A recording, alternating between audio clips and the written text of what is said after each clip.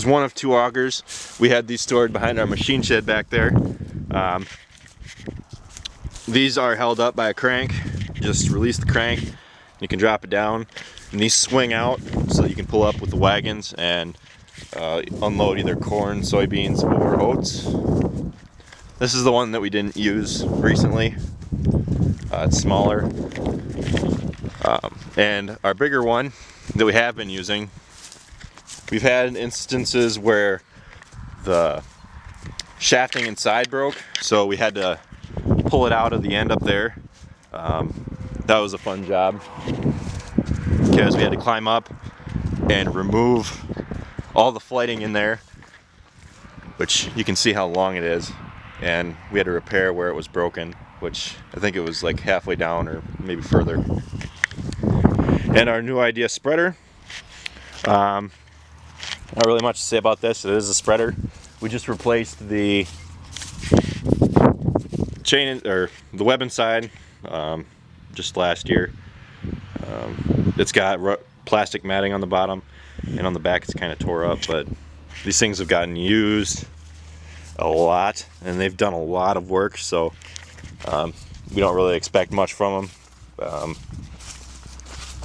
And back here, we'd have a problem with a lot of these is, you can see it right there. There's that little bolt. It's a shear bolt for the web.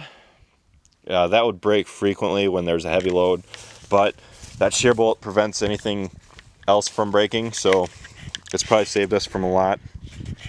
The John Deere chopper boxes, 716A it says.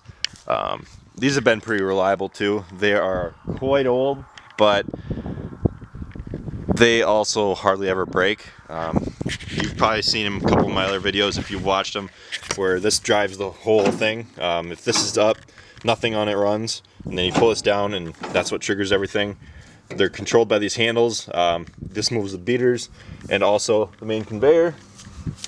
Again, it's got a hole in the roof, but they've held up together so far through all these years. So like I said, we don't really expect much from these either. We had two of these. Not really much to say.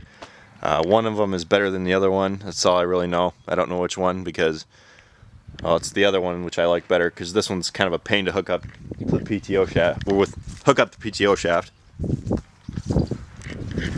Gale chopper box, 980. Both of these are. We have two.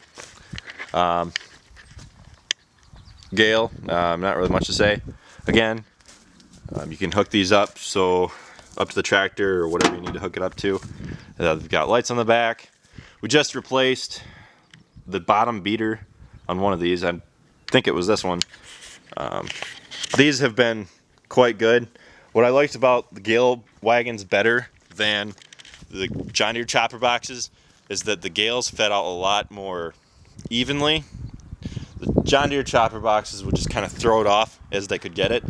And these would have less chances of throwing out all at once and blocking the blower. So these are pretty nice feeding out wise.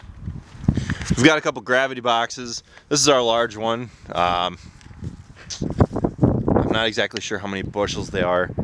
I've been told time and time again, but I know they're between, I think that one says 350, so this is probably 200 or 250, and that one's probably 400, somewhere in there. Very tipsy, but very reliable because you can't really expect much from them. Just this last year we had an incident where my grandpa was driving and I think the tongue broke. Yeah, it has a new front end on it, as you can see there. The tongue broke off, so the wagon tipped over and it kind of crunched up the ladder, but everything was kind of unharmed besides the ladder. And here's the other one. It's smaller. We use this one for a fertilizer wagon. It's kind of rusted out because of the fertilizer. It reacts with the metal easy, and it kind of makes all the metal rust and corrode. This is our newer Kilbrowers wagon. I like this one just because it's easy to climb up into. It's new, so all the grain slid out easily. On the other ones, we had trouble with the oats unloading. We'd always have to climb up in and unload them ourselves.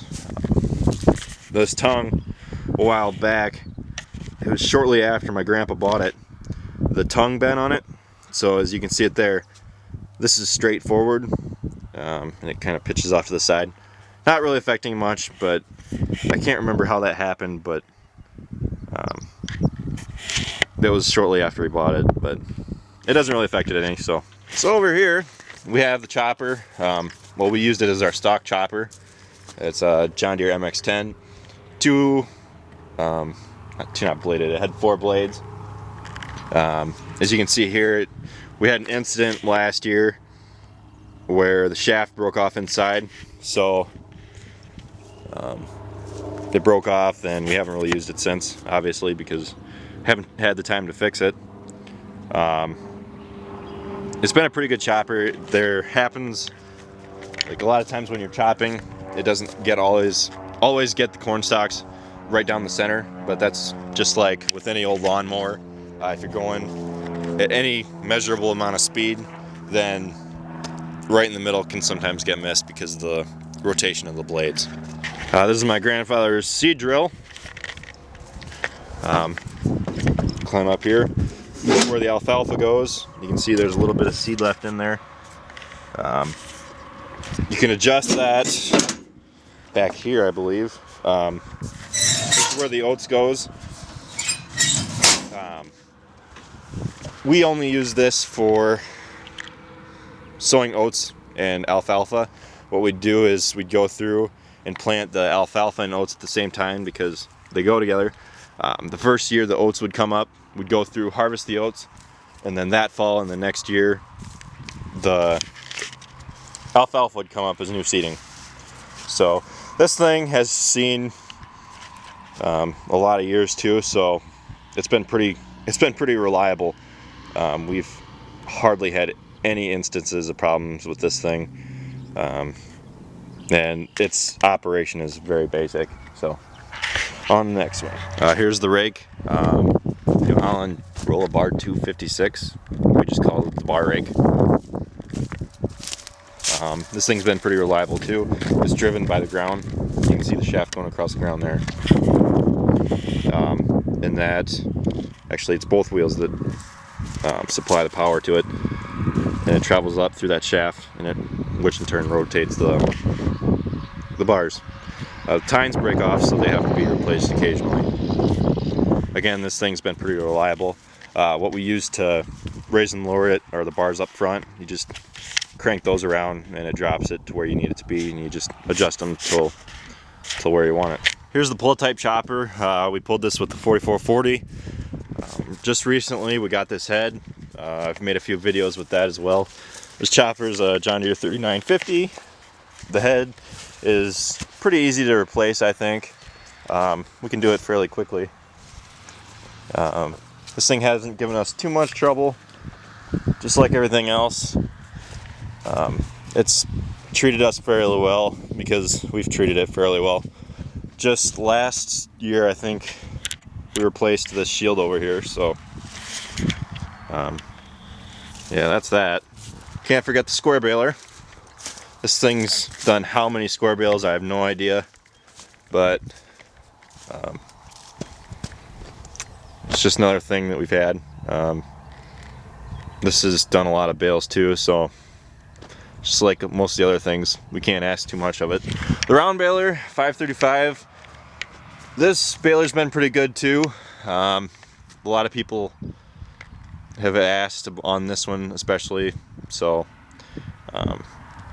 it wraps good and everything. I don't think it's really that old, and we've used it moderately, so it's pretty good. Our 735 hay bind hooks on by 3-point. We've had it for a few years.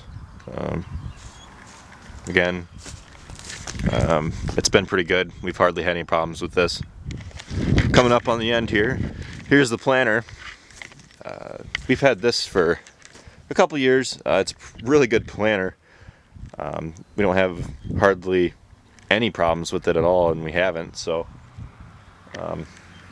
this model's pretty good. I'm not going to get into too much on what they're driven by. The plant is driven by chain. There's some models that are vacuum and other stuff, but like I said, I'm not going to get into it. Chisel plow, soil saver, whatever you want to call it. I've had a couple people question on what this actually is. Basically, it's an extended frame chisel plow. It's longer because it gives space for all the trash to flow through. So there's short types and there's extended, and this one's extended. When we come to the tractors, Farm All H,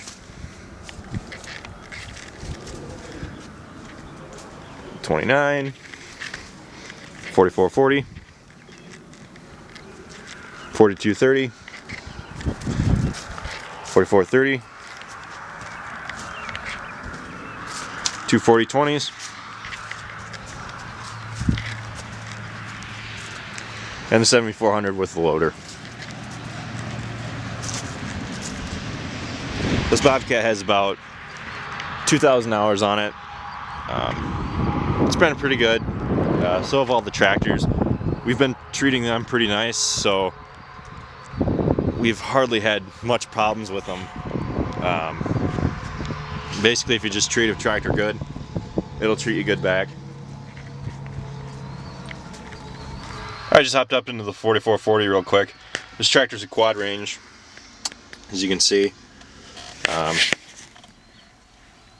1, 2, 3, 4 neutral, 1 reverse, 1, 2 reverse, and all that. So I'm not going to teach you how to learn it, or how to learn how to drive it, but just showing you what's all on the inside. And all the radio. This tractor has had a remarkably good radio as well. So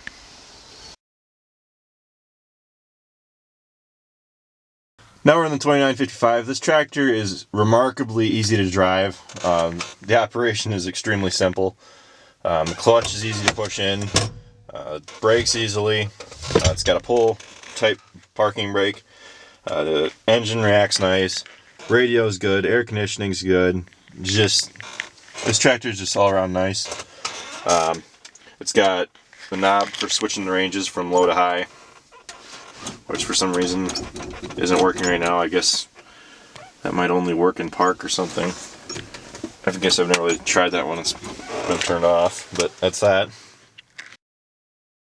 Here's a cab of the 4230. This tractor is pretty easy to drive too, but the clutch is a little touchy.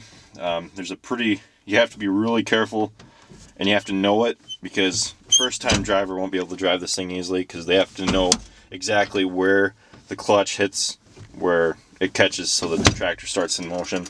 It's got a synchro transmission, which is right there. You can see the model for it. And follow that down. We replaced the radio in this one. Heating and air conditioning in this tractor were pretty decent. So, yeah, that's pretty much all it is in this tractor. So now we're in the 7400. This tractor is extremely easy to drive too. Transmission is simple. All the operations are pretty basic. Air conditioning is really good, and this tractor has been really nice to drive. So yeah, it's got a beacon. The radio we replaced a few years ago. So this tractor is nice to drive too.